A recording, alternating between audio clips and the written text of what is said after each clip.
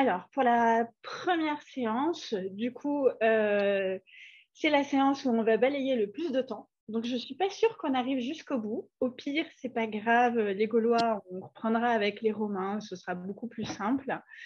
Euh, Déjà, en premier lieu, je vais vous faire une petite introduction d'abord pour savoir de quoi est-ce qu'on va parler exactement. Et puis ensuite, on ira par ordre chronologique, où il faut imaginer que cette séance, c'est un petit peu comme une enquête. On va partir un petit peu des sources archéologiques, on va regarder un petit peu ce que l'on a en représentation, par exemple, féminine et masculine, et puis on va essayer d'en faire quelques conclusions. Et je vois qu'il y a eu une erreur sur les dates. C'est pas très, très grave. Bon, donc du coup, en gros, là, le but est de voir, et vous le savez très bien, que l'homme a de tout temps réservé une grande place à son importance. Alors, à son apparence, pardon. Donc déjà, il y a deux choses. On parle de mode, mais il faut un petit peu différencier quand on parle d'habillement et de costume, puisque en gros, pour l'habillement, ça correspondrait au fait de se couvrir le corps. Et le costume, c'est le choix d'un vêtement avec une certaine forme pour un certain usage. La problématique qui se pose, c'est de savoir est-ce qu'on a eu l'habillement avant le costume ou le contraire. En gros, est-ce qu'on s'est habillé par pudeur ou est-ce qu'on s'est habillé à cause du climat? Alors ça, je pense que c'est un peu cherché entre l'œuf et la poule, c'est-à-dire que ça va vraiment beaucoup dépendre des cultures. Par exemple, chez les Grecs ou alors chez les Chinois, ils ont vu qu'on s'était couvert ils ont imaginé qu'on s'était couvert le corps pour une cause physique. On reparlera du paléolithique. Effectivement, il fait quand même bien froid dans la période dont on va parler. Dans la Bible, vous le savez, c'est Adam et Ève qui sont chassés du paradis et du coup, ils s'habillent. Et là, c'est de la pudeur. Alors, peut-être que c'est un petit peu les deux aussi à la fois. Je viens de recevoir un message d'Anne-Laure. Vous m'entendez là ou pas? D'accord. Je parle pas dans le vide depuis tout à l'heure. Très bien, merci. Bon, donc du coup, en gros, ça c'était ma petite introduction pour vous parler un petit peu de l'habillement et du costume. Pour les parures, on a plus de traces archéologiques. Donc, j'ai fait un choix. À chaque fois, ça va être un petit peu ça pour les séances. C'est-à-dire que j'ai fait le choix de vous montrer ce que l'on peut trouver dans les musées français pour que vous ayez un petit peu la possibilité de, un jour, en parcourant, en voyageant, etc. Il y a des fois, ce n'est pas possible, surtout pour cette séance où vous allez voir que pour l'âge du bronze, finalement, ce qui est parmi les choses les plus intéressantes, ça se situe au Danemark. Et je vous expliquerai pourquoi. Mais j'ai essayé de ne pas trop sortir du coup du territoire européen. Voilà. Alors, pour la chronologie, je sais que ce n'est pas facile parce que là, je vais vraiment faire appel à vraiment d'anciens souvenirs. En gros, on va parler de la préhistoire, donc ce que l'on appelle le paléolithique supérieur. D'ailleurs, aujourd'hui, on l'appelle le paléolithique récent. Donc, on est entre 40 000 et 10 000. Ce qu'on appelle le néolithique. Alors, l'âge du bronze, ça, je sais que ça va être dur pour vous, mais c'est les âges des métaux. Et puis, l'âge du fer, du coup, avec les Celtes et les Gaulois. Alors, du coup, est-ce que vous continuez à voir mon écran ou est-ce que ça passe pas? Ça va pour tout le monde? Ok, impeccable. J'avais un peu peur que ça passe pas. Du coup, pour le paléolithique supérieur, je vous recontextualise à chaque fois très vite. Trop vite, ça me fait un peu mal au cœur à chaque fois, mais bon, c'est comme ça. Donc là, on est d'accord qu'on va parler d'Homo sapiens. Hein. On ne va pas remonter à l'homme de Néandertal ou autre, c'est trop compliqué. Et du coup, pour comprendre les sources au niveau de l'habillement, en fait, on est obligé d'avoir des sources archéologiques. L'énorme souci qu'on a chez nous, c'est que tout ce qui est textile, ce qui est cuir, ne se conserve pas dans notre milieu.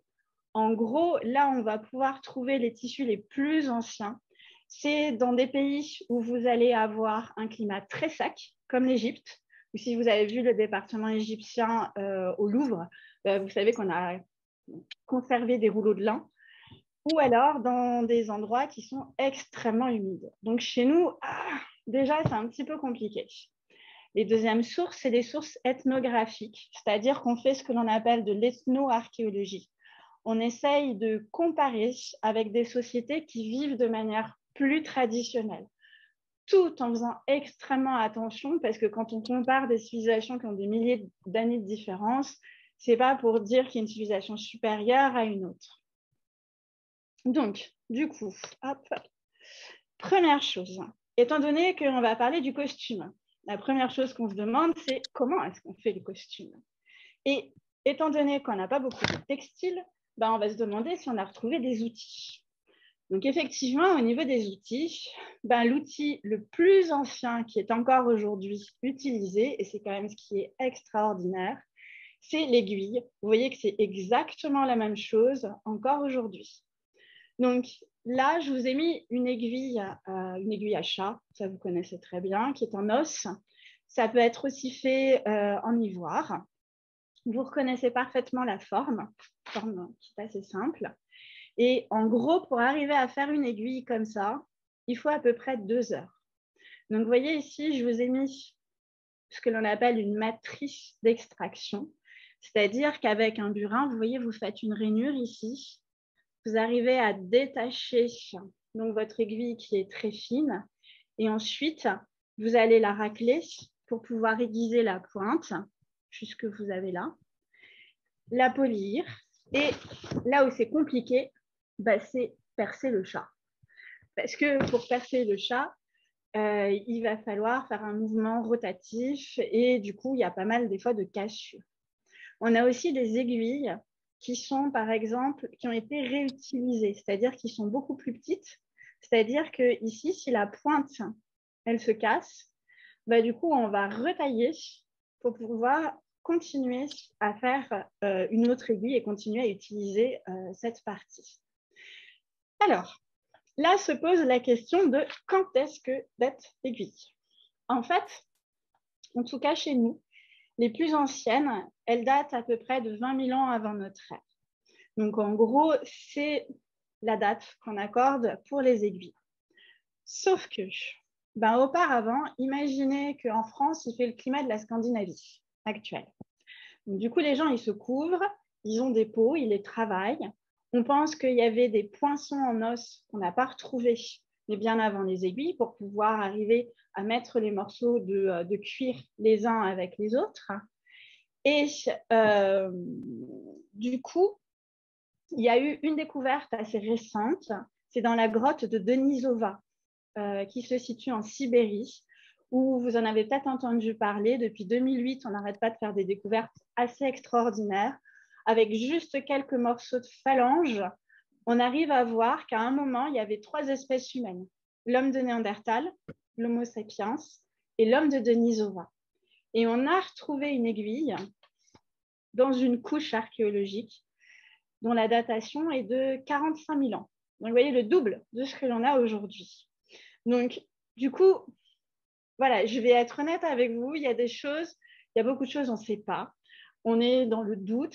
C'est très compliqué parce qu'on ne peut pas utiliser des méthodes scientifiques, c'est-à-dire qu'on ne peut pas utiliser une datation comme, par exemple, les cheveux, le strontium, etc. Donc, du coup, voilà, on en est là, ou 20 000 ou 45 000. Mais en tout cas, c'est quand même l'objet le plus ancien qui est encore utilisé. Alors, je vous ai parlé effectivement de cuir, puisqu'à l'époque, on chasse le renne et on sait qu'on récupère à peu près tout du renne, dont la peau. Donc, du coup, c'est sûr qu'il devait y avoir des vêtements en peau de renne. Après, quelle forme ils avaient? Assez problématique de savoir. Et alors là, je vous ai mis, c'est assez amusant, mais ça vous permet de comprendre. Du coup, vous voyez, c'est une petite trousse où là, au paléolithique, vous avez l'aiguille à chat, un poinçon. Donc ça, c'est exactement la même chose que ce que vous avez, par exemple, pour ceux qui travaillent le cuir aujourd'hui, c'est-à-dire qu'on troue le cuir afin de pouvoir faire passer l'aiguille, le lissoir, le galet piqueté. Donc, pour faire du fil, vous avez du crin, des fibres végétales. Alors là, ce n'est pas forcément marqué, il y a du tendon. Il y a aussi autre chose qu'on utilise qui est un peu ragoûtant. C'est les intestins de renne aussi. Et vous voyez, là, vous avez la trousse moderne avec le ciseau qui remplace la lame en silex, le lissoir qui finalement a à peu près la même forme. Le poinçon, bon, un petit peu différent, mais ça ressemble. On va dire qu'on a transformé avec le plastique et puis le métal. Voilà. Est-ce que ça va jusque-là? Je suis assez claire? Ok. Alors, on continue notre parcours. Donc, juste avant l'aiguille, avant de finir sur l'aiguille, il y a des découvertes qui sont très, mais alors vraiment très récentes. Hein. Ça a juste 1 ou 2 ans.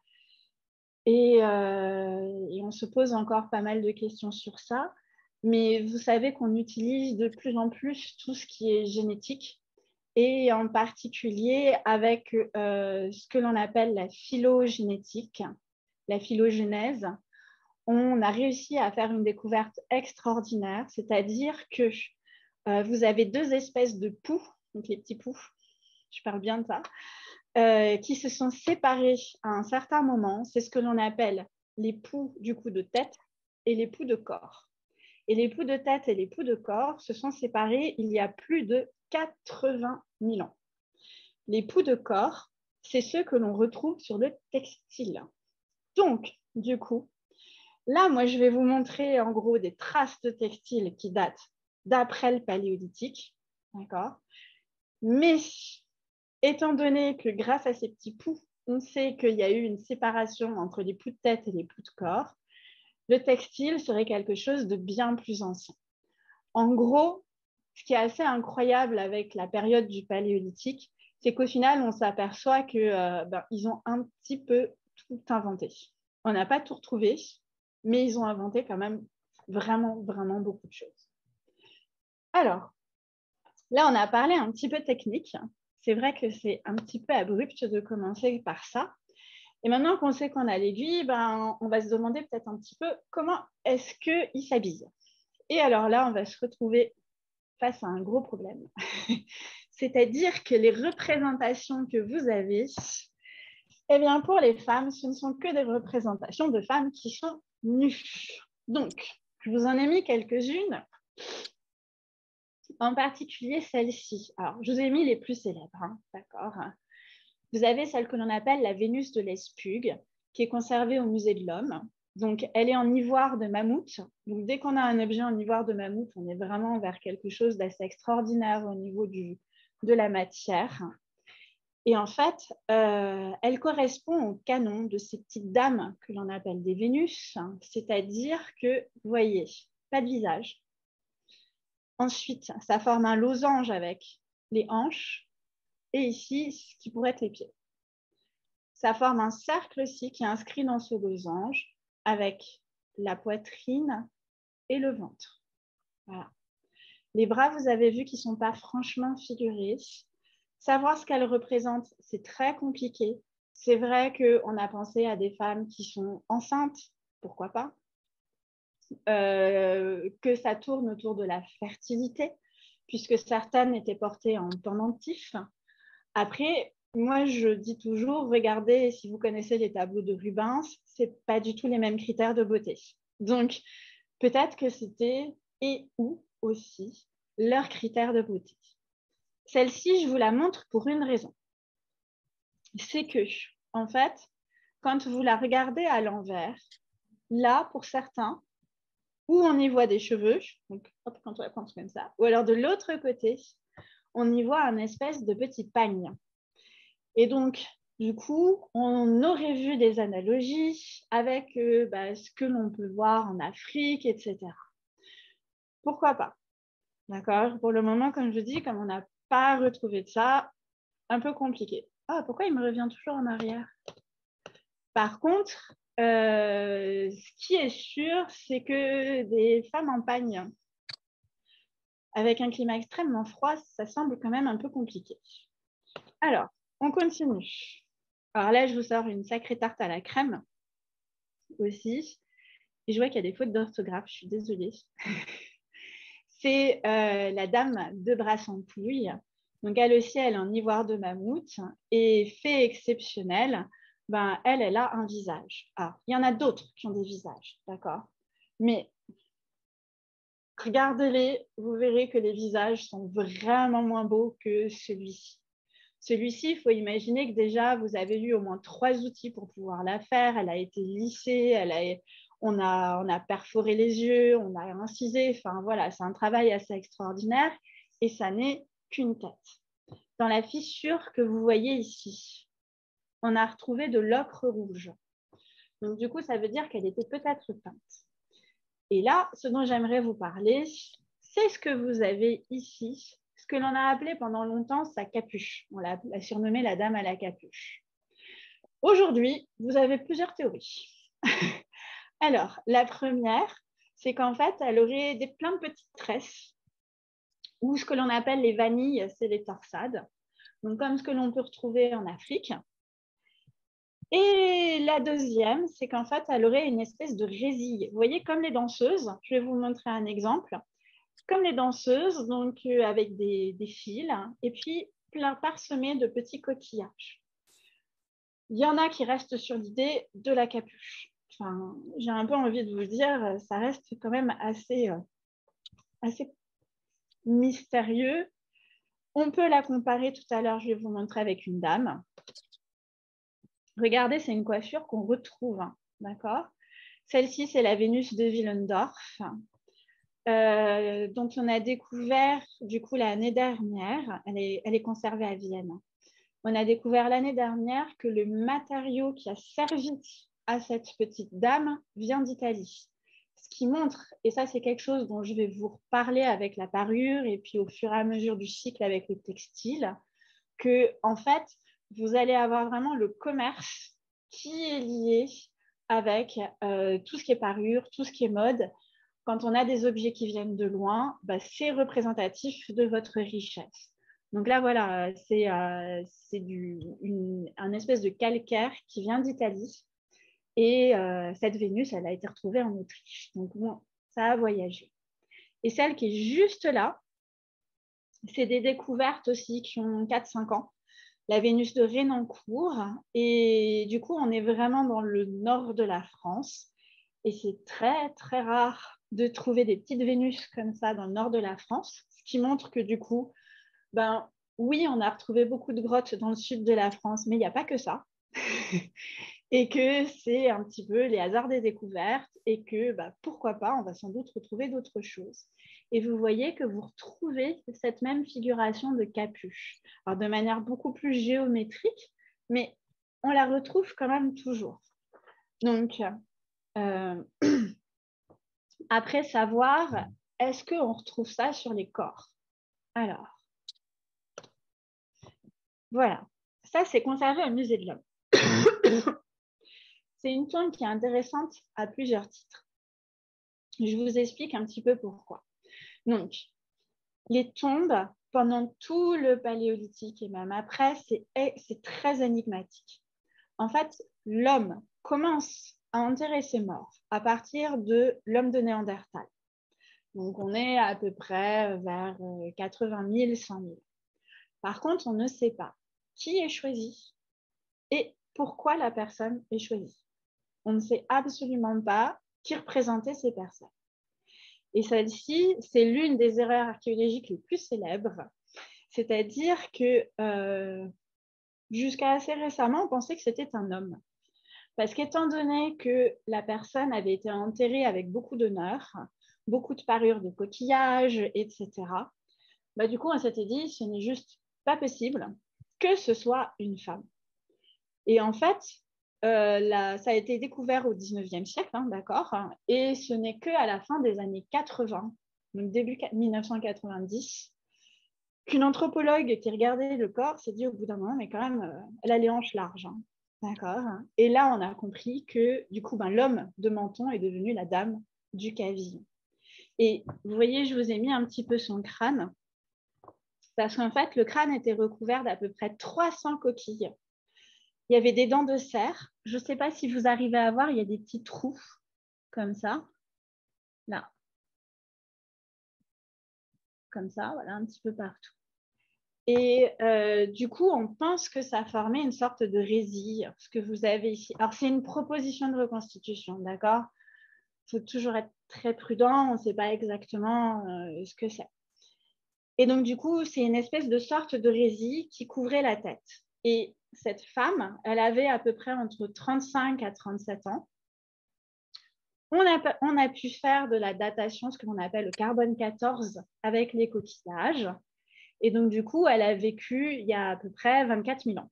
Elle a été plusieurs fois maman et elle a fait l'objet d'un rituel funéraire assez complexe. Il y avait pas mal d'offrandes. Il y avait des lames de silex, il y avait des coquillages, il y avait ce que l'on appelle des craches, c'est-à-dire des prémolaires de cerf. Il y avait pas mal de choses. Et ce squelette, il a été recouvert d'ocre rouge. Alors, l'ocre rouge, je vous ai dit tout à l'heure pour la dame de Brassampouille, on en a retrouvé. Ça a une valeur d'abord symbolique, toute simple. Hein. C'est le rouge, c'est le sang, c'est la vie. Et ça permet ça a des propriétés antiseptiques. Donc, du coup, quand vous avez un corps, la putréfaction et tout, c'est quand même assez utile.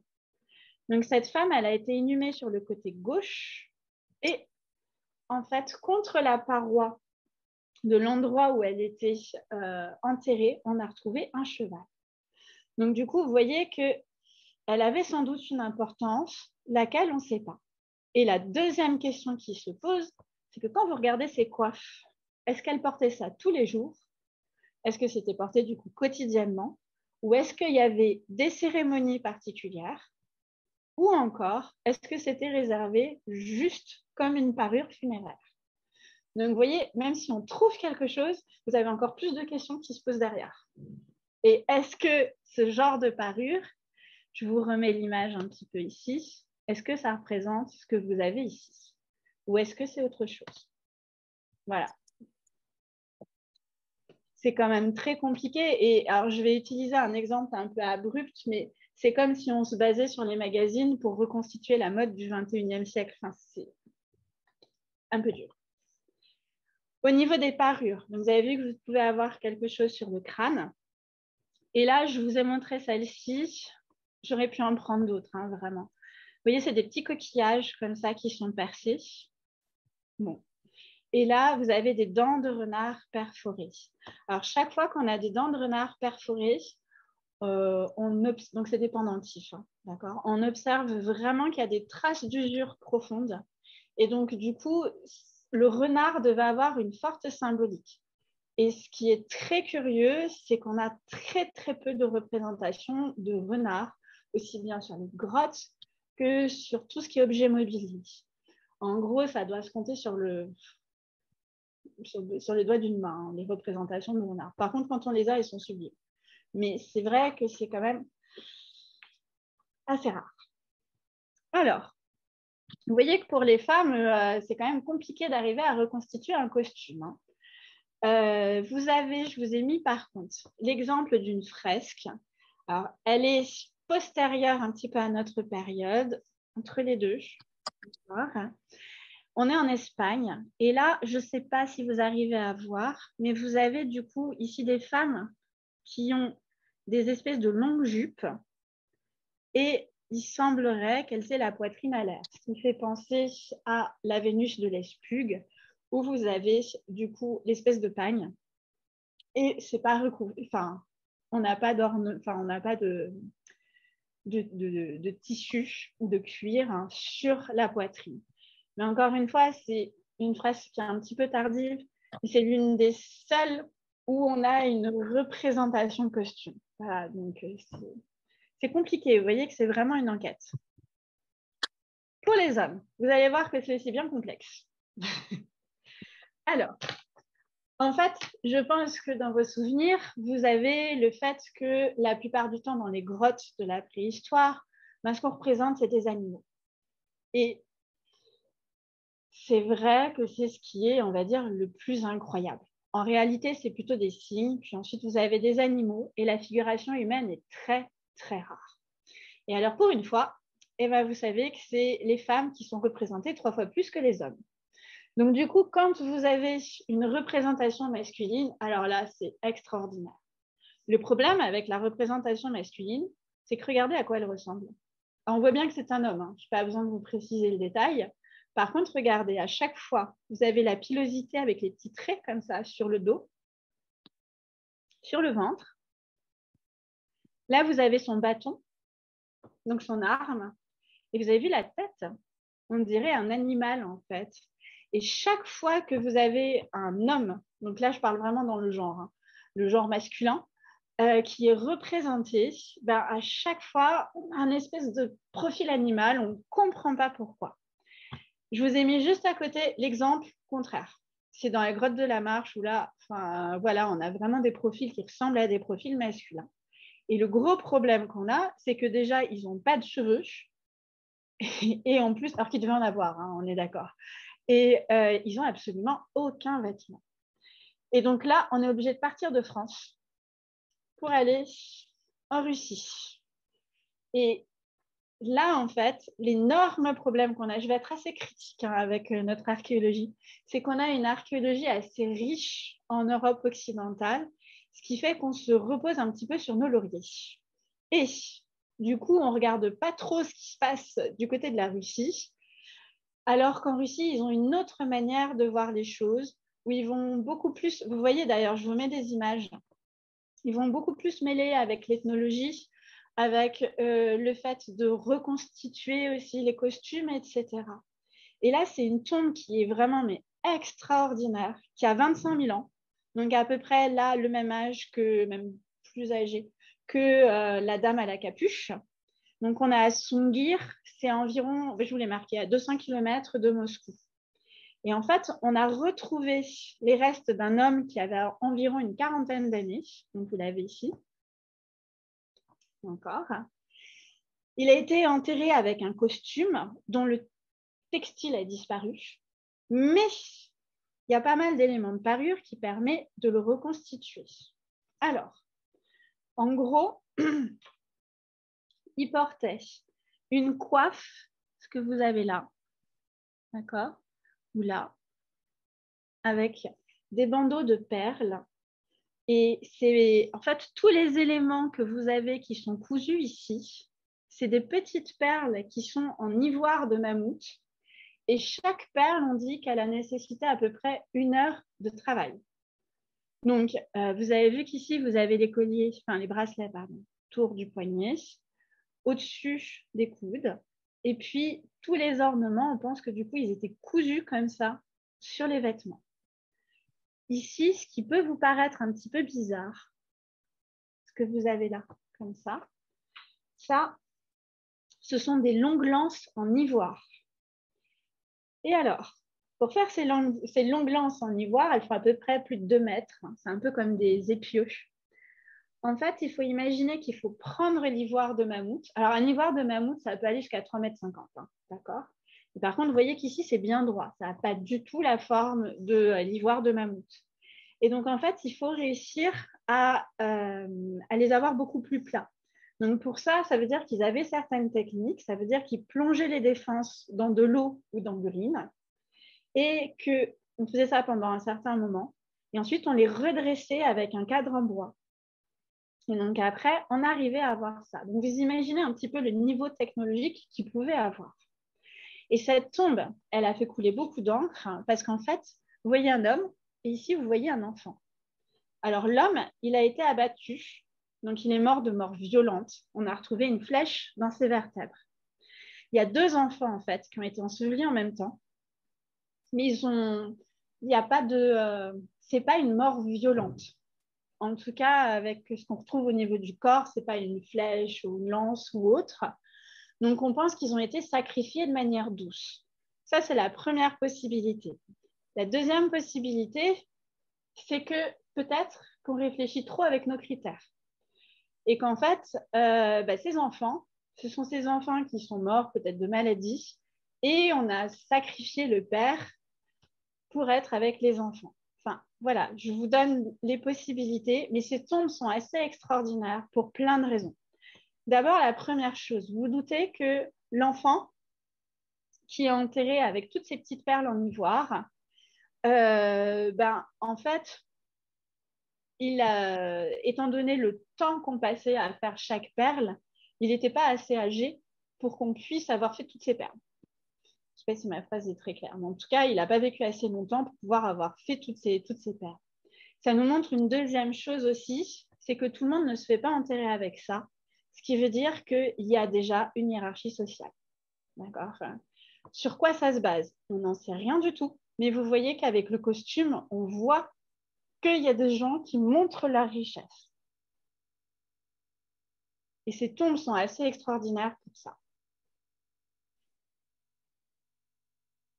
Est-ce que vous avez d'autres questions? Bon, en gros, le compte, j'étais en train de regarder, il y a 15 000 perles en ivoire. Donc, après, je suis désolée, j'ai très peu d'images à vous montrer pour la simple et bonne raison, et ça va faire sourire Anne-Laure, c'est que c'est une littérature russe et qu'en gros, ça a été très, très peu traduit. Et du coup, on a beaucoup de mal à retrouver des renseignements là-dessus. Malheureusement, les archéologues ne discutent pas trop sur ça. Et ce qui est bien dommage parce que ça démonte pas mal de théories qu'il y a sur le néolithique en disant que c'est la possession, machin, enfin, bref. On voit cette tombe, elle est vraiment assez extraordinaire et elle est trop méconnue en France et c'est vraiment dommage. Alors, on avance dans le temps. Donc, est-ce que vous avez des questions sur ça? J'ai été un peu longue parce que déjà, il y a pas mal de choses, pas mal de questionnements. On va voir qu'il va y en avoir aussi un petit peu d'autres. Donc, on arrive au néolithique. Donc, le néolithique, c'est un moment de changement assez énorme, puisqu'en fait, vous allez avoir un réchauffement climatique à partir de 10 000 ans. Donc, le climat va devenir le nôtre. Et donc, vous allez avoir les paysages de steppe qui vont se couvrir de forêts. Donc, au fur et à mesure, l'homme va devenir sédentaire, puisqu'il a moins besoin de bouger pour trouver sa nourriture. Et au fur et à mesure, ce qui va arriver, c'est l'agriculture. Et là, on en reparlera la semaine prochaine. En fait, il faut bien voir que, excusez-moi, que le néolithique arrive grâce à un mouvement de colonisation du Proche-Orient. D'accord? Donc, on reparlera la semaine prochaine de Mésopotamie, qui est super célèbre pour sa qualité de la laine, etc. Donc, il y a un transfert technologique. Alors, aujourd'hui, on est en train de découvrir aussi que cette colonisation, comme toutes les colonisations, elle n'a pas été toute douce. Ça, on va mettre ça de côté pour plutôt s'intéresser vraiment au textile. Et donc, vous allez avoir l'agriculture et l'élevage. Donc, au niveau de l'agriculture, vous avez des plantes qui vont être comestibles, mais vous avez aussi des plantes comme par exemple le chanvre, le lin, et puis avec la domestication des animaux, au fur et à mesure, on va prendre la laine du mouton. Donc là, vous voyez, je vous ai mis ce que l'on appelle des pesons, des fusailloles, je reviens dans un instant là-dessus, parce que malheureusement, d'un point de vue du tissu, on n'a pas grand-chose. Encore une fois, ça ne s'est pas vraiment conservé. Des fois, on conserve des petits morceaux de tissu qui sont à peu près gros comme ça, qui cette fois-ci montrent que le tissu existait. Ça reste quand même problématique. Les preuves archéologiques qu'on en a, c'est quand on retrouve ces petits instruments. Alors, là, je vais vous parler un petit peu de technique. D'accord? Vous vous doutez que quand vous avez votre lin, toutes vos plantes comme ça en lin, ça ne se transforme pas directement en pièces de textile. Il y a un procédé très compliqué. Pareil pour la laine. Alors, je vais utiliser la laine parce que c'est souvent plus simple pour vous. Quand on a tondu le mouton, la laine, elle n'est pas très propre. Donc, il va falloir la nettoyer, la débarrasser de toutes ses impuretés et puis la peigner. À partir du moment où on l'a peignée, en gros, il va falloir la transformer en navette, en pelote de laine, si vous voulez. Et donc là, vous allez prendre un bâton de manière comme ça verticale. Vous mettez ce que vous avez ici, ce que l'on appelle une fusaillole. C'est l'ancêtre du fuseau, hein, tout simplement, que vous connaissez un petit peu mieux avec le Moyen-Âge, qui apparaît au Moyen-Âge. Et cette fusaillole, vous voyez qu'elle a des formes, elle a des tailles différentes. En gros, vous mettez votre fusaillole à l'horizontale, ici votre bâton à la verticale, et plus votre fusaïole est lourde, plus votre fil va être fin. Plus elle est légère, plus votre fil va être lourd. Donc, du coup, ça, c'est déjà, on pensait à ça. Et en fait, avec votre main, vous allez du coup torsader le fil de la laine et l'enrouler autour du bâton pour arriver à avoir un écheveau. C'est très, très long. D'accord? En gros, on a calculé que même quand vous avez l'habitude, c'est à peu près 250 grammes par jour. Donc, vous imaginez, c'est pas énorme. Donc, vous avez des vases grecs qui décrivent cette technique. Nous, on n'a pas vraiment chez nous cette représentation. Ensuite, on sait que les métiers à tisser existent grâce à ces pesons. Donc, regardez. Bon, ce n'est pas exactement un métier à tisser du néolithique, mais ce n'est pas grave. Vous voyez, vous avez là ce que l'on appelle des fils de chêne qui sont verticaux. On met le peson. Là aussi, les pesons, c'est pareil que les fusaïoles. Vous en avez des plus lourds que d'autres. Plus ils sont lourds, plus le fil est léger. Et plus ils sont légers, plus le fil est épais. Et ensuite, vous allez récupérer votre fil. Et vous voyez que vous allez passer dessus, dessous, dessus, dessous. Donc, il peut y avoir des trames différentes, mais ça, on verra ça un petit peu une prochaine fois. Alors, tout ce qui est le contour comme ça, ben, on ne le retrouve pas parce que c'est du bois et que chez nous, ben, encore une fois, tout ce qui est bois, c'est quand même extrêmement compliqué. Donc, se posent plusieurs questions. Est-ce que c'était un travail qui était domestique et ou est-ce qu'il y avait des gens qui étaient déjà spécialisés au néolithique et qui faisaient des productions en série? Par contre, ce qui est sûr, c'est que vous avez vu ici, ça forme des carrés. Et en gros, on pense qu'au début, il n'y avait pas forcément de forme comme aujourd'hui on fait, d'accord, où on coupe le tissu, par exemple en T pour avoir un t-shirt. C'était plus des morceaux qui étaient cousus les uns aux autres. Au niveau ensuite des représentations. Alors, ben, au néolithique, c'est un peu, j'ai un peu honte de dire ça, mais c'est un peu dur au niveau des représentations artistiques. C'est-à-dire qu'il n'y a pas autant, on va dire, qu'au moment du paléolithique. Par contre, vous avez ces petites statues menhirs. Donc, ces statues menhirs, elles représentent des déesses ou des dieux, on ne sait pas trop encore. Et vous voyez qu'ici, c'est une femme. D'accord? Ça, c'est sûr. En fait, au niveau de la parure, donc vous avez les yeux, le nez, et là, vous observez des traits comme ça sur les joues. Donc, on pense qu'il y avait ou de la peinture corporelle, donc on est dans la parure, hein, bien entendu, ou alors des tatouages, ou peut-être des incisions ici. Pas de bouche, on les appelle les déesses muettes. Et là, vous avez une espèce peut-être de cape. Regardez derrière aussi. D'accord, vous voyez des traits comme ça. Ici, elle a un pendentif en Y. On en a retrouvé en pierre dans certains dolmens, ce qui montre que on a représenté quand même ce que l'on pouvait porter. Et vous voyez qu'ici, elle a une ceinture. Et dans certains cas, on se demande si il n'y avait pas déjà des effets au niveau du textile, c'est-à-dire des trames qui étaient un petit peu différentes de telle manière à avoir des motifs. Après, le souci est de savoir est-ce que c'était coloré, est-ce que c'était pas coloré. Enfin, c'est compliqué d'arriver à pouvoir savoir ça. Alors, là, c'est au niveau, la tête est là, au niveau des parures.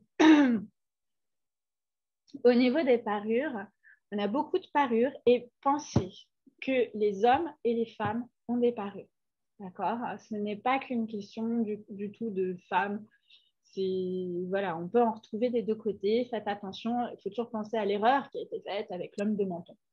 Donc, regardez ici, vous avez des coquillages. d'accord, des petites perles en coquillage ici, et des bracelets qui sont faits, du coup, qui sont polis, qui sont en grès et en calcaire.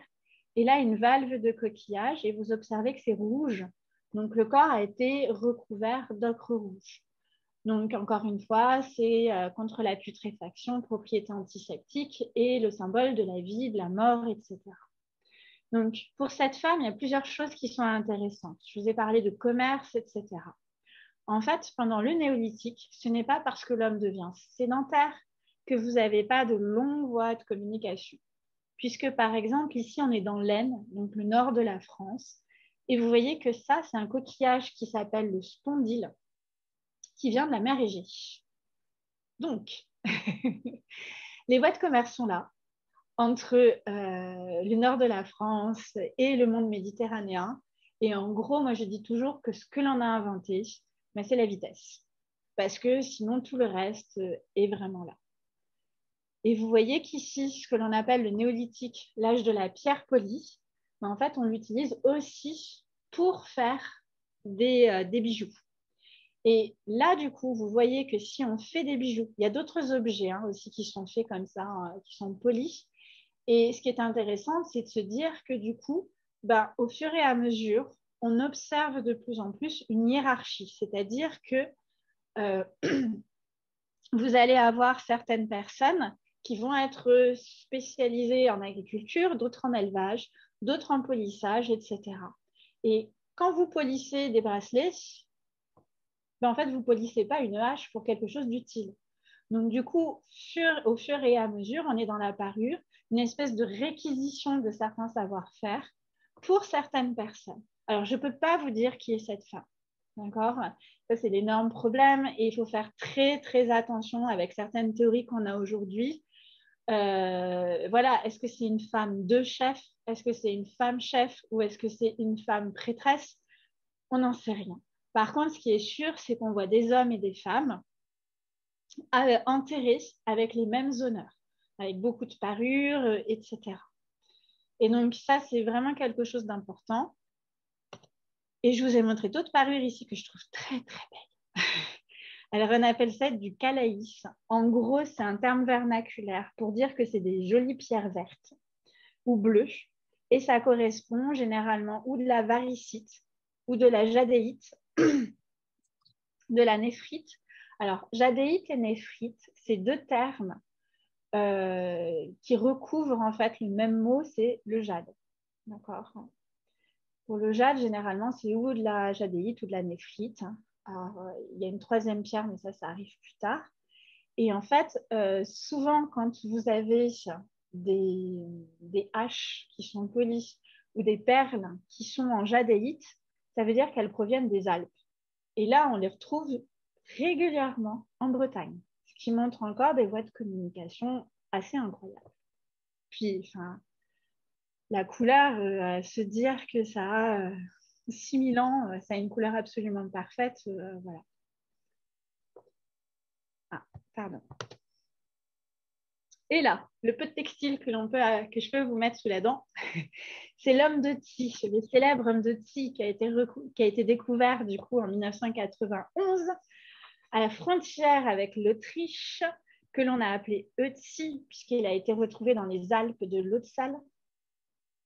Et du coup, en fait, grâce aux analyses scientifiques, alors vous avez vu que les reconstitutions sont très différentes entre ici et ici, parce qu'à chaque fois, on fait des découvertes scientifiques d'un point de vue justement de savoir quel cuir a été utilisé pour pouvoir ensuite comprendre ce qui pouvait être. Je vous explique. En gros, le bonnet que vous voyez, le bonnet, il est en peau d'ours brun. Par contre, on a retrouvé au niveau des pieds, d'accord, ce que vous avez ici. Là, on a essayé de trouver d'où ça provenait. Et on a vu que la plupart du temps, ce cuir provient de bovins ou alors de moutons. Et là, on en déduit quelque chose d'intéressant, c'est que du coup, ce sont des animaux qui n'ont pas été chassés, mais que du coup, ils venaient sans doute d'un village, donc avec des éleveurs et des agriculteurs. Donc, Il y a plein de théories sur Etsy. D'accord? À chaque fois, en gros, tous les 2 ou 3 ans, ça change. Par contre, ce qui est sûr, c'est que là, vous ne l'avez pas ici, mais en gros, il avait ce bonnet en peau d'ours, un manteau de fourrure, un pantalon du coup en peau de chèvre. Vous avez les mocassins, donc comme je vous ai expliqué, qui étaient en peau de bovin avec du mouton. Une ceinture en peau de veau. Il avait à peu près 45 ans. Il mesure 1,60 m. Pas très lourd, hein, 40 kilos. Et il portait aussi un arc avec 14 flèches, dont 12 qui étaient en train d'être fabriquées. D'accord? Donc, il s'en était pas beaucoup servi. Il avait une hotte, un petit sac, on a retrouvé pas mal de choses. On a retrouvé les restes de ses aliments. Plusieurs tatouages aussi, une soixantaine. Enfin, actuellement, on en a une soixantaine. Où il en avait sur les genoux, les chevilles. On se demande même si dans certains cas, ces tatouages, ça n'avait pas un côté aussi médical, puisque c'est réalisé par incision, on insère de la poudre de charbon, etc. En tout cas, c'est parmi les tatouages les plus anciens au monde que l'on ait. Et notre pauvre Tsi, du coup, vous avez plusieurs hypothèses, mais l'hypothèse actuelle, c'est que, en gros, c'était un membre influent de sa tribu qui était situé à la frontière, une frontière formée par les crêtes, donc naturelle. Et en gros, ce qui s'est passé, c'est qu'il a reçu une flèche, en tout cas un projectile, près de l'épaule, et ça aurait provoqué une hémorragie fatale.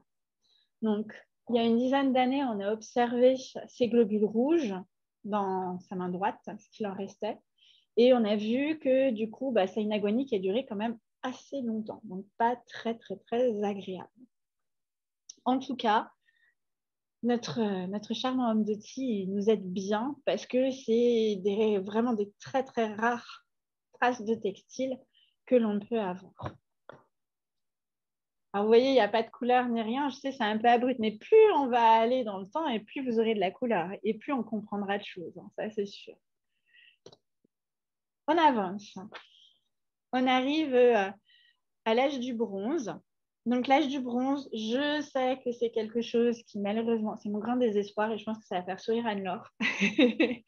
Parce que l'âge du bronze est une période trop méconnue en France, qui est pas mal reconnue en Angleterre et en Allemagne, mais nous, on a un sacré retard. En fait, cet âge du bronze, il est très important pour une chose.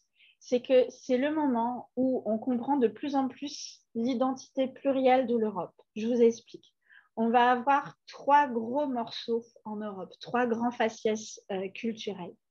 En gros, vous avez le monde méditerranéen que vous connaissez très bien avec les cultures gréco-romaines, d'accord? C'est ce qui va se former au fur et à mesure.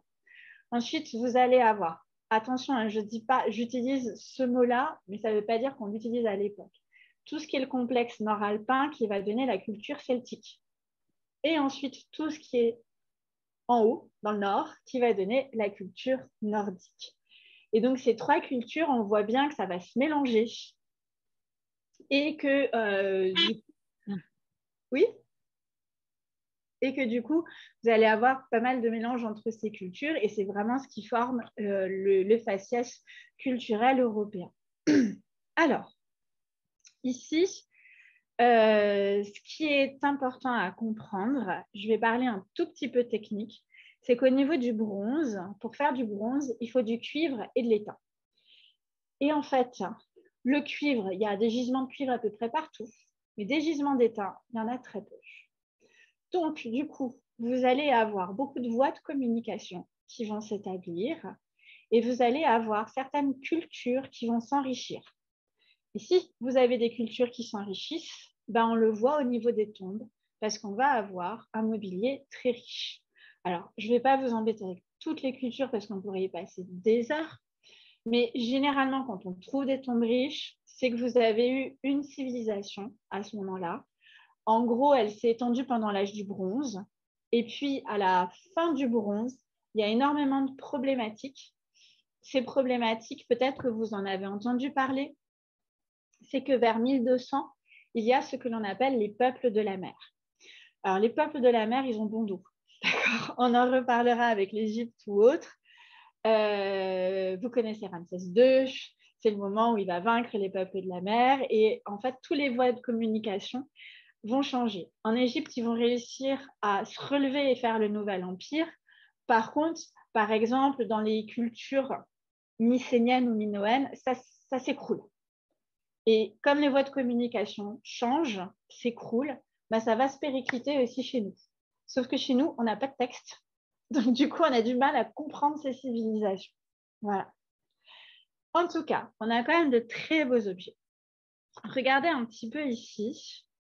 On va essayer de comprendre un petit peu au niveau de la parure, comment marche le costume. Puisqu'encore une fois, chez nous, niveau textile, on n'a un peu rien. Donc là, regardez, vous avez une ceinture qui est en bronze. Donc ça a été retrouvé dans une sépulture, on va dire, féminine. Et ici, ce que vous avez du mal à voir, c'est assez exceptionnel pour une raison. C'est qu'en fait, ce sont des petites perles en verre. Et le verre, on n'en fabrique pas chez nous. Ça veut dire que ce sont des importations d'Orient. Donc, encore une fois, imaginez la personne qui portait ça, c'était très prestigieux. Les 2 perles qui sont là, c'est de l'ambre. Et l'ambre, ça vient toujours de la Baltique. Ici, vous avez une feuille d'or qui est estampée. Alors, je suis désolée, je n'ai pas d'image plus grosse. Mais en gros, vous avez un espèce de soleil. Et l'or, c'est le premier métal qui va être travaillé. Et on est, on va dire, dans la richesse, dans la puissance, puisque c'est un matériau qui est inaltérable. Et pendant l'âge du bronze, vous avez toute une symbolique qui tourne autour du soleil. Pensez que tous les objets que je vous montre là, bah, avec le temps, ils ont terni, mais au début, ils étaient marron doré. Donc, il y a vraiment cette importance de la couleur. Pour la ceinture, elle est très belle. Regardez un petit peu. Donc déjà, vous voyez, elle fait à peu près 25 cm de large. Assez large quand même. Et vous voyez qu'ici, on dit qu'elle est articulée. Donc, vous voyez, il y a des petits chaînons comme ça. Et là, on a mis des espèces de petites plumes qui sont estampées juste en bas. Regardez là. Et vous voyez ici ces espèces de spirales. Alors ça, la spirale, le rond, on est toujours sur quelque chose de solaire qu'on retrouve beaucoup pendant l'âge du bronze. Et imaginez un peu le bruit que la femme faisait quand elle avait ça. D'accord. on ne sait pas, encore une fois, si c'était juste pour certaines cérémonies, si c'était porté quotidiennement, si c'était porté juste à certains moments pour montrer sa puissance. Ce qui est sûr, c'est que là, je vais vous en montrer des ceintures. Regardez un petit peu ce que vous avez ici. D'accord. Donc là, c'est une femme qui a été enterrée. On est à la fin du bronze. Et regardez, donc, boucle d'oreille, je pense que vous les reconnaissez. Ça, c'est une grande épingle qui permet de fermer le manteau. Ensuite, ici, c'est des perles. C'est-à-dire que les perles, elles étaient cousues sur le vêtement. D'accord. Ou on a des perles longues ou des perles un petit peu plus petites, des bracelets. Et vous avez cet ornement un petit peu bizarre qui se met sur les mollets. Et vous retrouvez la spirale avec le côté doré. Cet ornement ici, c'est aussi, alors j'ai pris, voilà, elle est en plus grand. C'est aussi un ornement de ceinture, c'est-à-dire que c'est une canine de suidé, de sanglier, qui est enchâssée dans une résille de bronze. Et vous avez vu que vous retrouvez les motifs de spirale. C'est quelque chose qu'on retrouve aussi en Allemagne, avec le même motif de spirale. C'était vraiment mis devant la ceinture. Et ce qui est très intéressant, c'est que, par exemple, si je vous raconte que l'or, la manière dont on le récolte, ben, c'est avec des toisons de moutons. Ben, vous pensez à la toison d'or. Et en fait, c'est un moment où la mythologie se met en place. Donc, ici, vous avez des ornements de ceinture qui sont assez proéminents. On pense que l'idée de la ceinture des Amazones que vous avez dans les travaux d'Héraclès, etc., ben, elle viendrait de ces ornements de l'âge du bronze. Alors, je vous en montre d'autres. Voilà. Regardez ce que vous avez ici. Alors, l'image, elle vaut ce qu'elle vaut. Encore une fois, c'est toujours un petit peu compliqué. Je vais vous expliquer ça. Parce que pour le moment, ça ne vous paraît pas extraordinaire, mais ça l'est. En fait,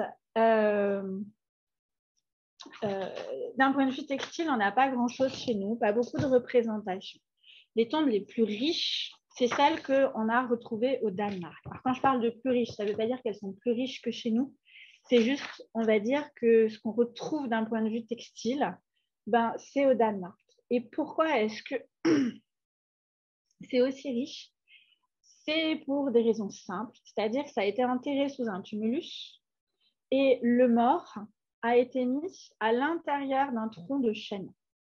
Donc, du coup, grâce à l'acidité tannique du chêne, ben, ça a permis la conservation des textiles.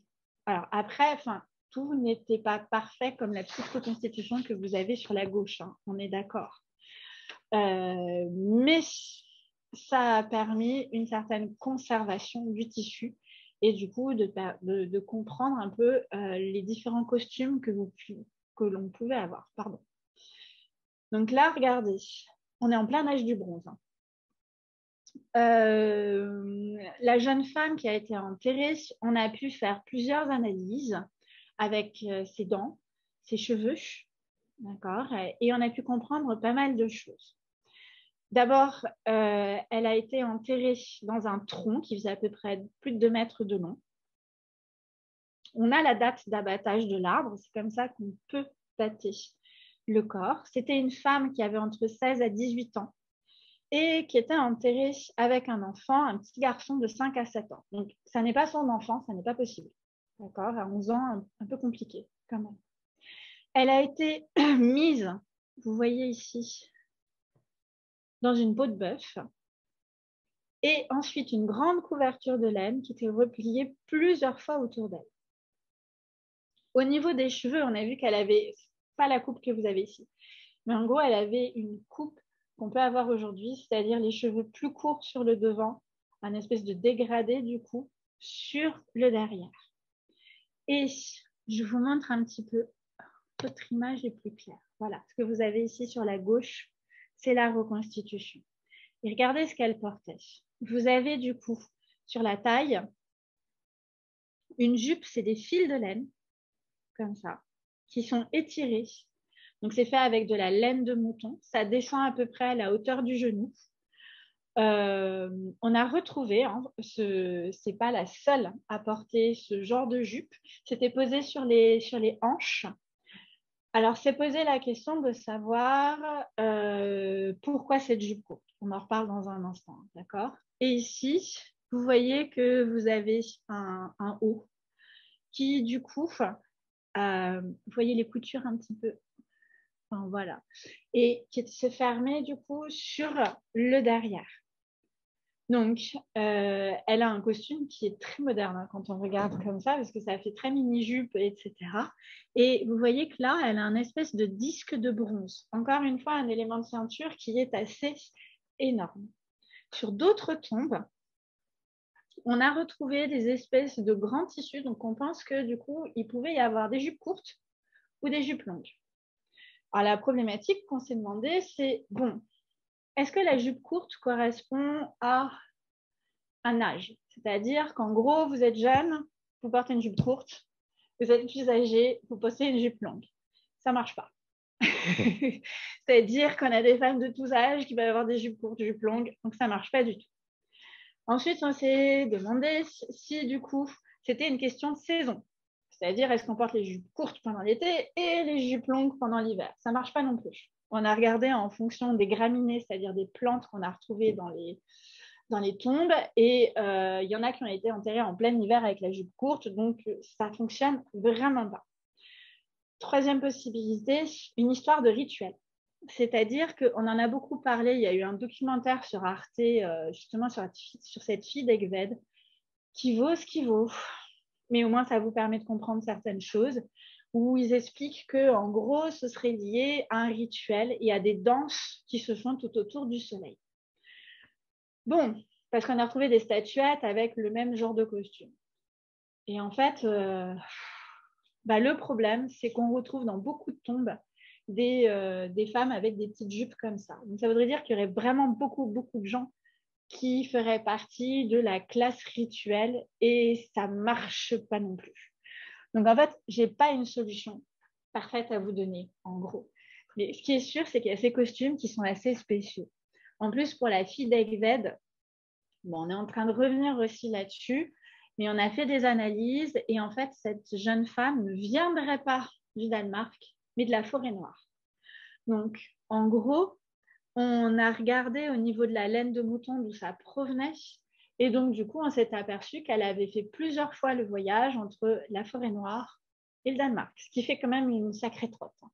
Mais ce qui vous montre un petit peu les échanges. La laine de mouton, elle vient de la Forêt-Noire. Est-ce qu'elle est tissée sur place? Est-ce qu'elle est tissée au Danemark? Enfin voilà, ça pose plein de soucis aussi d'un point de vue technique, d'un point de vue du textile, etc.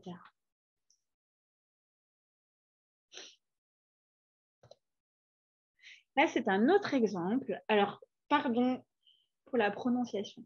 Skridstrup, je ne sais pas comment on dit. C'est juste que d'un point de vue de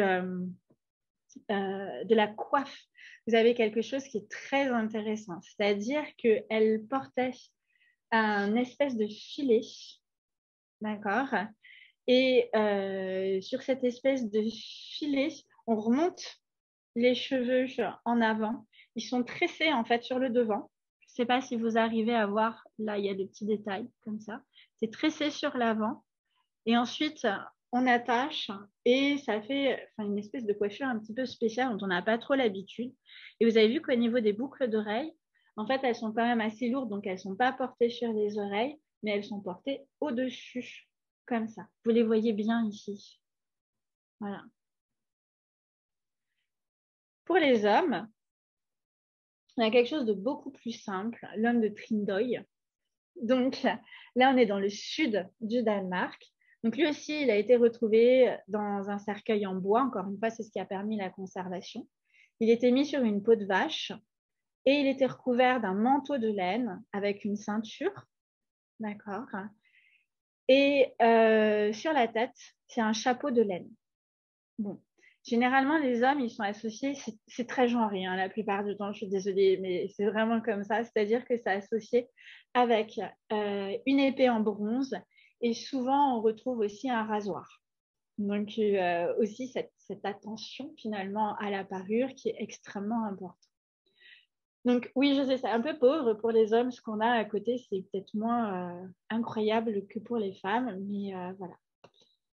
Là, je vous ai mis certains objets parce qu'on se demande s'il n'y avait pas du coup des cérémonies religieuses avec des objets un petit peu spécifiques. Alors, ce que vous avez ici, ça c'est très très rare. C'est ce que l'on appelle des lunules, comme la lune. Ça se clipse au niveau du cou. Et ce sont des objets que l'on retrouve en Bretagne, en Angleterre et en Irlande. Bon, Bretagne, Grande-Bretagne, voilà. Et en fait, c'est vraiment intéressant parce que ces dernières années, les travaux sur l'âge du bronze, on s'aperçoit qu'il y a énormément de liens entre la Bretagne, l'Irlande, la France et l'Allemagne. Et du coup, c'est ce qui montre bien qu'on est la culture européenne. Donc, ces lunules, elles sont généralement retrouvées en dépôt, c'est-à-dire en offrande. On ne sait pas si elles étaient portées. Si elles étaient portées, on les a pas retrouvées sur des corps. Donc, du coup, ça veut dire que c'était plus porté de forme rituelle. Cet objet super bizarre, c'est ce que l'on appelle un cône. Alors, celui-ci est conservé en France et les 3 autres sont en Allemagne. Il y en avait peut-être en Angleterre, mais malheureusement, comme je ne savais pas trop ce que c'était, il y en a qui les ont sans doute fondus au moment de la découverte. Donc, ça, c'est des malheurs. Et en fait, vous voyez qu'ici, il y a une petite base et on a des représentations gravées en Scandinavie où vous voyez des personnages en train de porter ça. Et c'est très bizarre hein, parce que ça fait quand même, ça fait quand même à peu près 40 cm. Mais du coup, on pense que c'était associé à des cérémonies religieuses. Et les dessins que vous avez, c'est des cercles concentriques. Et donc, du coup, on voit que ça tourne autour du soleil. Et même ici, quand on les compte, tous ces cercles, ces rangées, etc., on pense que c'est des supports astronomiques. D'accord? Donc, des calendriers. Du coup, on est encore une fois dans des choses qui sont très complexes. Ça tourne autour du Soleil, autour de la Lune, mais ça tourne aussi autour d'un calendrier et aussi de tout ce qui peut être aussi agriculture, puisqu'il faut connaître le calendrier pour pouvoir cultiver, etc. Donc, il y a vraiment tout qui est lié, hein, d'accord, sur ça. Et là, c'est aussi un objet unique, parce que c'est une cape qui est conservée au British Museum. Vous retrouvez ici des motifs circulaires. Et cette cape, voilà, à part vous dire que c'est magnifique, malheureusement, je ne peux pas vous en dire plus. On se doute que ça devait pas être très pratique parce qu'en fait, ça descend quand même assez bas. Donc, vous ne pouvez pas bouger les bras. D'accord? Donc, on pense que c'était lié à des cérémonies religieuses, mais alors lesquelles, ça reste quand même un grand mystère, surtout que c'est le seul objet que l'on connaisse comme ça. Donc, encore pas mal de choses à découvrir. Est-ce que vous avez des questions sur le bronze? Ça va? Bon, je ne suis pas sûre que j'ai le temps de finir, parce que sinon, vous n'allez jamais pouvoir manger.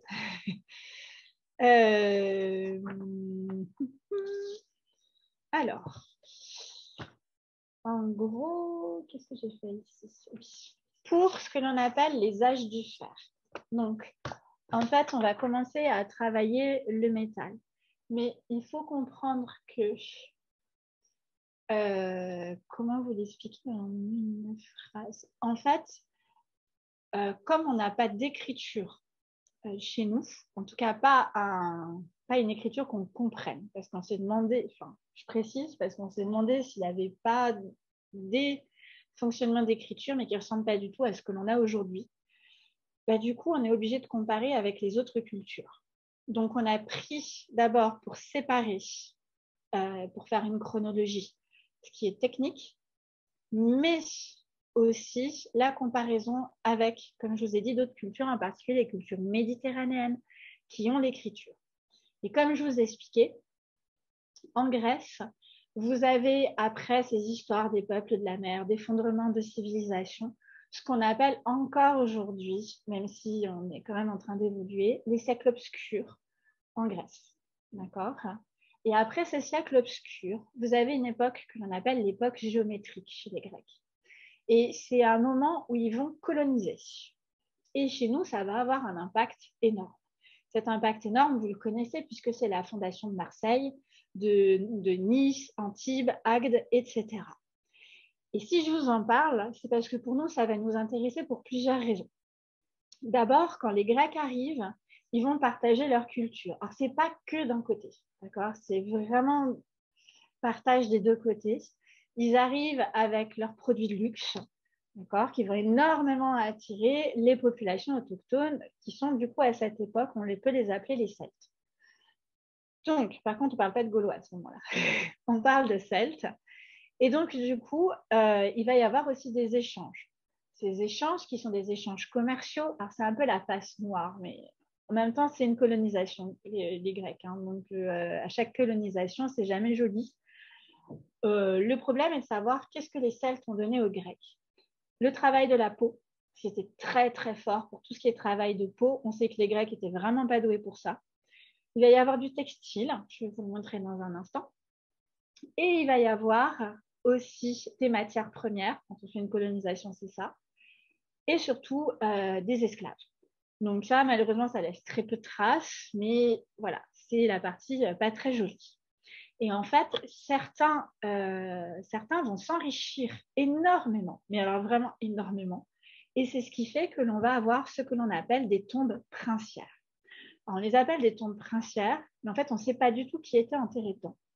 Par contre, ce qui est sûr, c'est qu'à côté de ces tombes, vous avez ce que l'on a appelé une résidence princière, c'est-à-dire un endroit qui est généralement un poste de commerce, d'échange, qui est généralement en hauteur et qui contrôle tous les échanges. Et donc, en fait, il y a certaines personnes qui s'enrichissent et qui se font enterrer avec des objets sublimes. Donc, aujourd'hui, on a une théorie comme quoi on aurait testé la ville, ça n'aurait pas marché, ça s'effondre vers 450 et on va arriver vers autre chose. C'est une des théories, hein, d'accord. Les tombes les plus célèbres. Alors, celle d'Ordorf. Je vous explique pourquoi. Vous voyez le mort, il a été enterré sur un cliné, donc c'est un canapé qui vient des Étrusques. Là, alors la reconstitution, normalement, c'est avec du tissu rouge. C'est de la soie qui provient de Chine. Ensuite, ici, vous avez un grand char à 4 roues.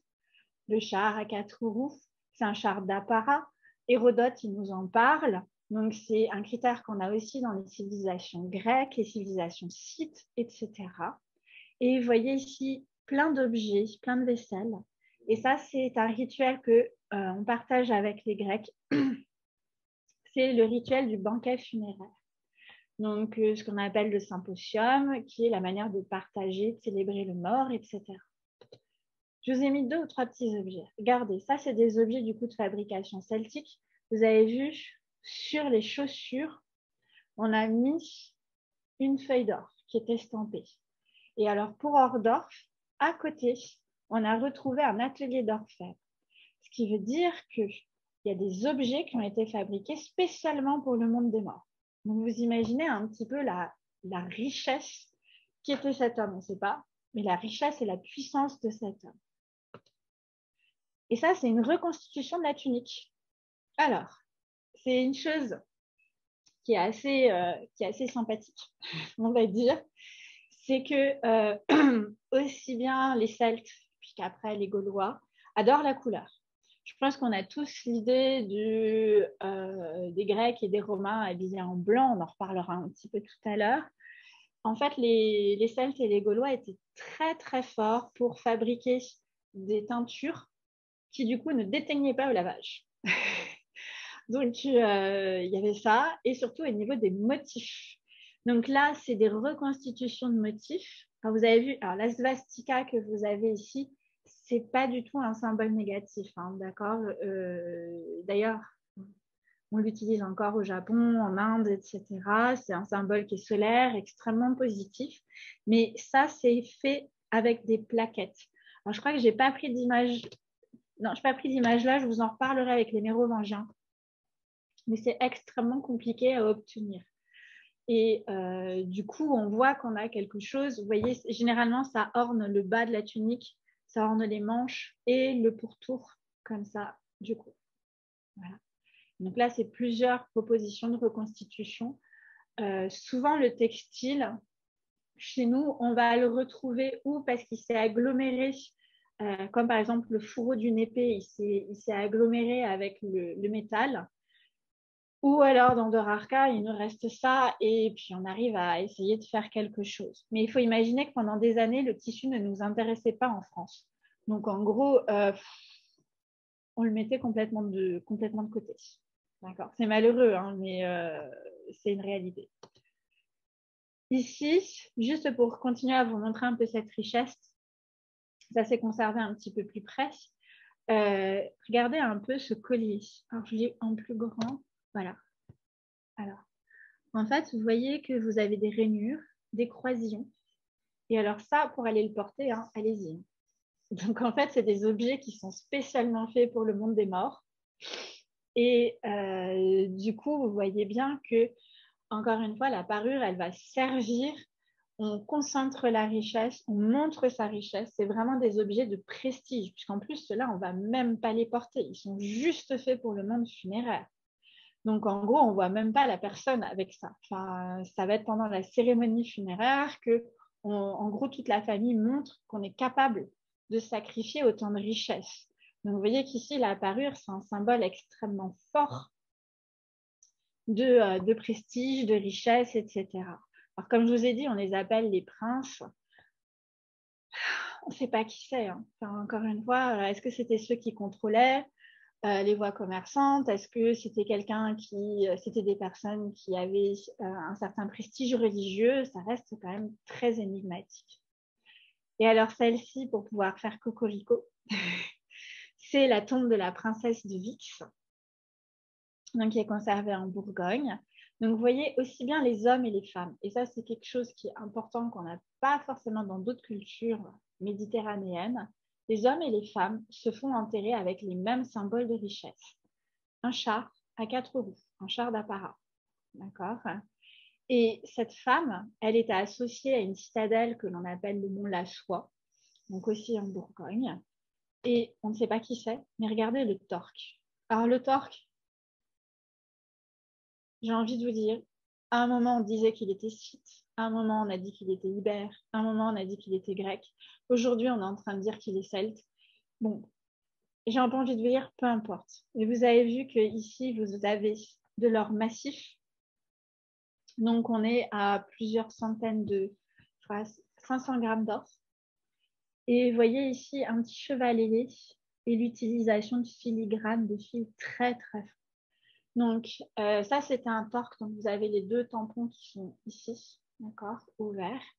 Et c'est un objet qui est extrêmement prestigieux. Ici, donc du coup pas très loin, au musée d'archéologie nationale, c'est une femme qui a aussi été enterrée avec un char à 4 roues. Et regardez ici les boucles d'oreilles, vous avez 25 grammes d'or sur chaque boucle d'oreille. Donc de l'or massif. Au niveau des bracelets aussi, on retrouve exactement les mêmes motifs. Attendez, je vais vous montrer, regardez. Je ne sais pas si vous arrivez à les voir, c'est exactement les mêmes motifs que ce que vous avez chez les hommes, avec des petits croisillons. Et ici, les rainures. Et c'est dans une tombe de femmes. Alors, je ne peux pas vous dire encore une fois qui sont ces femmes, mais c'est vrai qu'il n'y a pas du tout la même manière de voir les choses que dans les civilisations méditerranéennes. Est-ce que vous me laissez 5 minutes pour terminer ou vous devez partir? Vous devez partir? 5 minutes? Ah, pardon, je n'ai pas vu. Merci.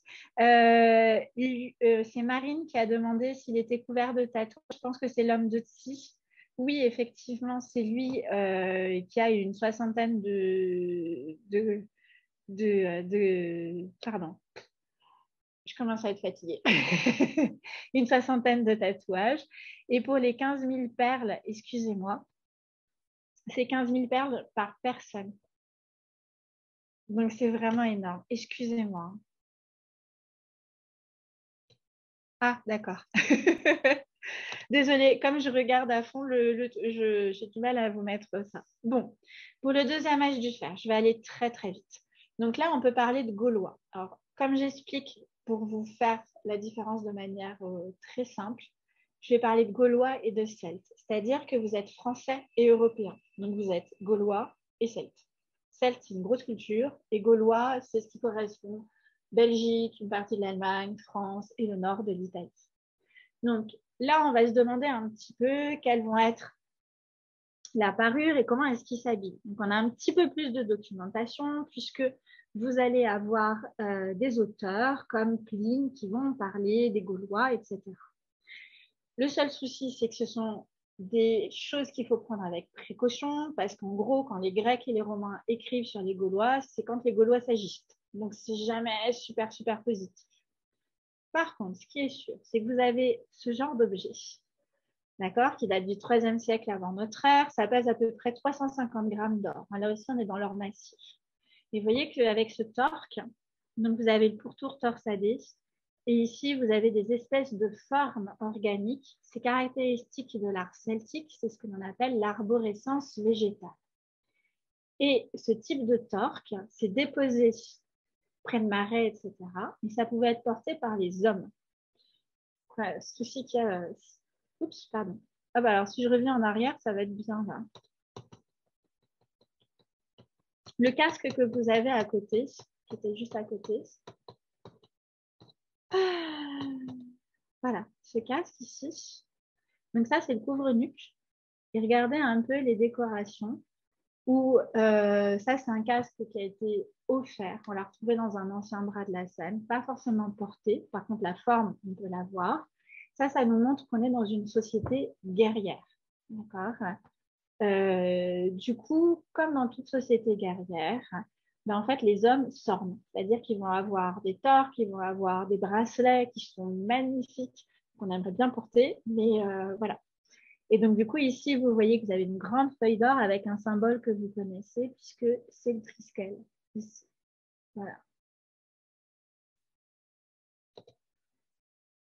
là, vous voyez un dieu. Sur ce dieu, vous retrouvez le torque, le sanglier qu'on ne mange pas, puisque c'est un animal sacré. Et ce sanglier, c'est un animal que les Gaulois vénèrent particulièrement parce que c'est un animal qui se bat jusqu'au bout. Et comme on est dans une société guerrière, c'est important. Sur cette petite statuette, je vous la montre aussi pour une raison. Vous avez vu ici la queue de cheval? Et ici, clac, vous le voyez sur le côté, il a des rubans. Là, clac. Et en fait, du coup, les Gaulois, en particulier les guerriers, portaient les cheveux longs. Donc, on sait qu'au niveau de la parure, les Romains étaient assez épatés par leur propreté. Pensez qu'ils se font enterrer avec les hommes, des pinces à épiler, des rasoirs, des coupes-ongles, etc. Et on sait que du coup, les guerriers gaulois portaient les cheveux longs. Alors après, on est sur plusieurs centaines d'années.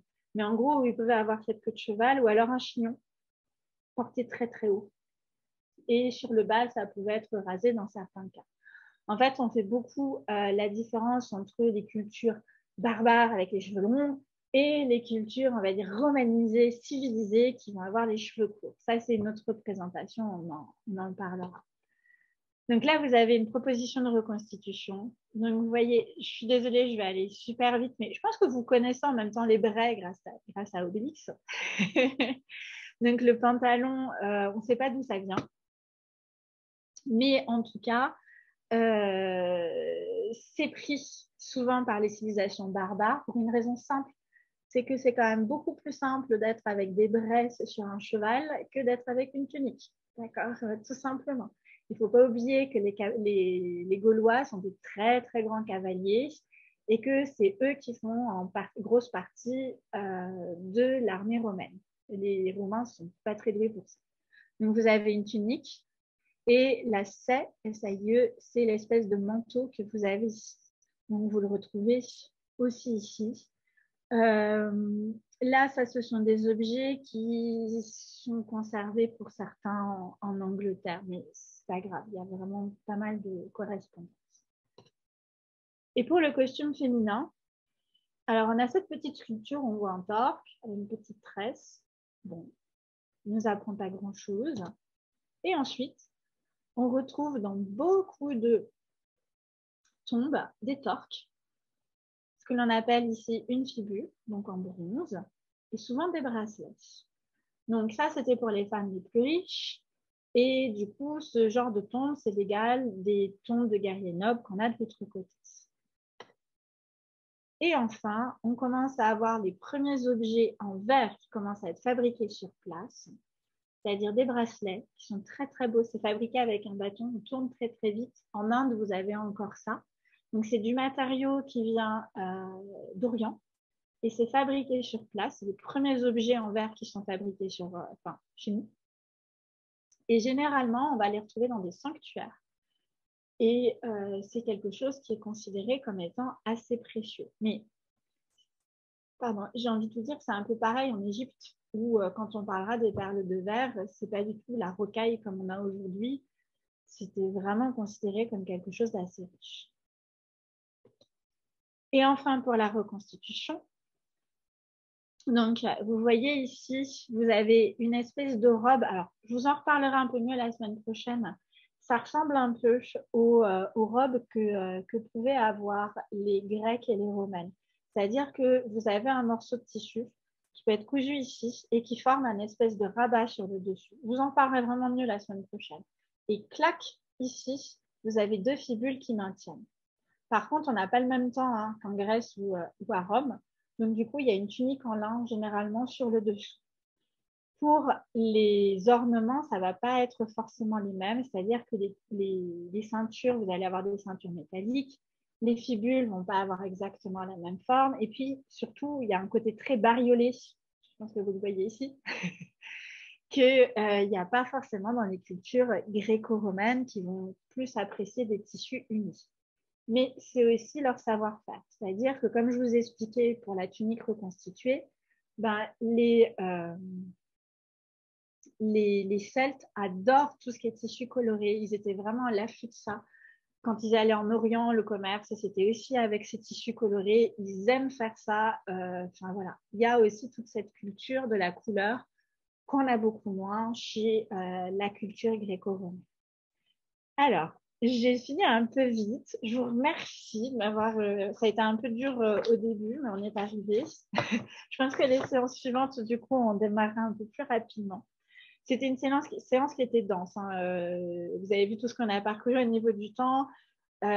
Plus ça va aller, plus j'aurai d'exemples de tissus à vous montrer, forcément. Et il y aura des séances qui seront peut-être plus légères que d'autres. Voilà. Là, j'étais quand même obligée de pas parler un petit peu d'histoire parce que je faisais appel à des choses vraiment, vraiment très anciennes. Est-ce que vous avez... Alors, je regarde du coup s'il y a des questions. Du coup, je vous souhaite une bonne soirée, un bon appétit surtout. Et puis peut-être dans 2 semaines. Voilà.